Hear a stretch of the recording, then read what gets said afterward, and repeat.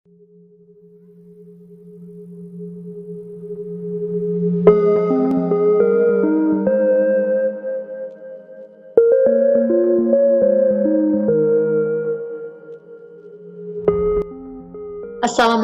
warahmatullahi wabarakatuh. Perkenalkan, nama saya Smita, NIM 1C3 19018, kelas reguler A Pendidikan Fisika Universitas Jambi. Kali ini saya akan melakukan uji korelasi parametrik pada kelas 11 IPA 1. Langsung saja.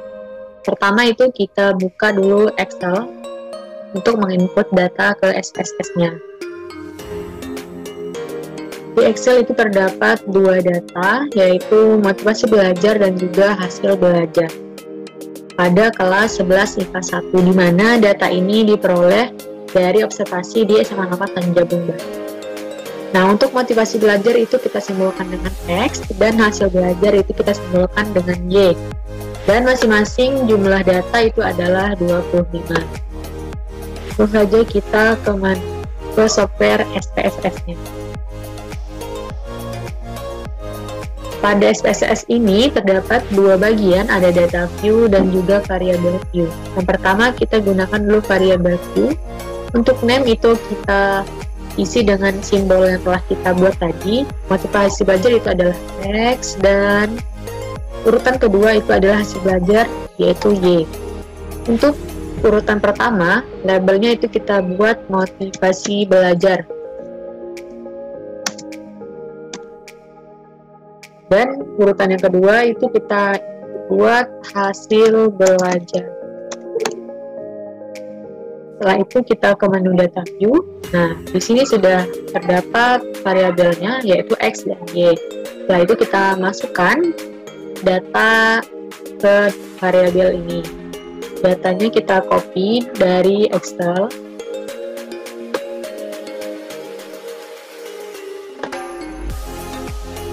Lalu di paste pada bagian X.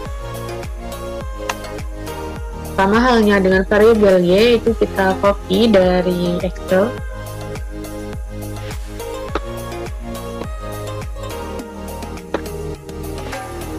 Lalu di paste pada SPSS variabel Y.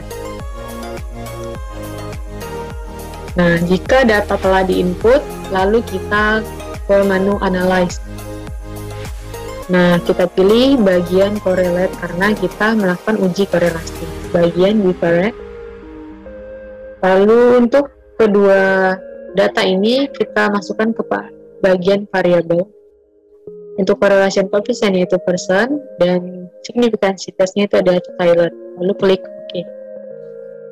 Maka akan timbul output dari SPSS-nya. Di mana untuk uji korelasi ini terdapat cara pengambilan keputusannya, yaitu yang pertama itu kita bisa membandingkan dengan nilai R hitung dengan nilai R tabel, di mana jika nilai R hitung itu lebih besar dari R tabel, maka artinya ada korelasi atau hubungan antar variabel yang dihubungkan. Dan yang kedua, jika nilai R hitung itu lebih kecil dari R tabel, maka artinya tidak ada korelasi atau hubungan antar variabel yang dihubungkan. Nah, cara yang kedua itu kita bisa membandingkan nilai signifikansinya, yaitu jika nilai signifikansi itu lebih kecil dari 0,05, maka artinya ada korelasi antar variabel yang dihubungkan. Sedangkan jika nilai signifikansinya itu lebih besar dari 0,05, maka artinya tidak ada korelasi antar variabel yang dihubungkan. Lalu kita kembali lagi ke outputnya. Bisa dilihat untuk R hitung itu yaitu pada bagian percent correlation, yaitu 0,224. Sedangkan untuk signifikansinya adalah 0,281. Jika kita lihat dari nilai R-nya 0,224, kita coba bandingkan dengan R tabel. Nah, untuk R tabel ini ada ketentuannya juga. Ini merupakan nilai R product moment, di mana N yang kita gunakan yaitu 25. Untuk N25, R-nya adalah 0,396. Kita bandingkan dengan R hitung yang telah kita dapat di output tadi. Untuk R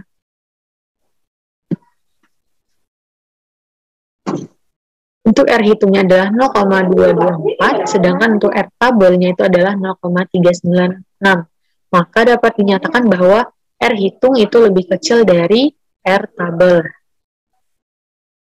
Jika R hitung lebih kecil dari R tabel, maka artinya tidak ada korelasi antar variabel yang dihubungkan, atau tidak adanya hubungan antar motivasi belajar dan hasil belajar pada kelas 11 IPA 1.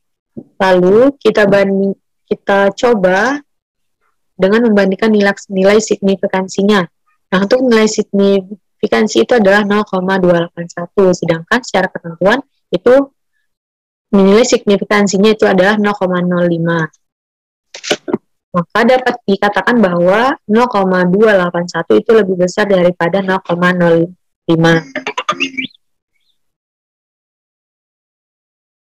Jika nilai signifikansinya itu lebih besar daripada 0,05, maka artinya tidak ada korelasi atau hubungan antar variabel yang dihubungkan, yaitu tidak ada korelasi atau hubungan pada motivasi belajar dan juga hasil belajar. Maka dengan menggunakan salah satu cara itu kita harus memiliki hasil yang sama.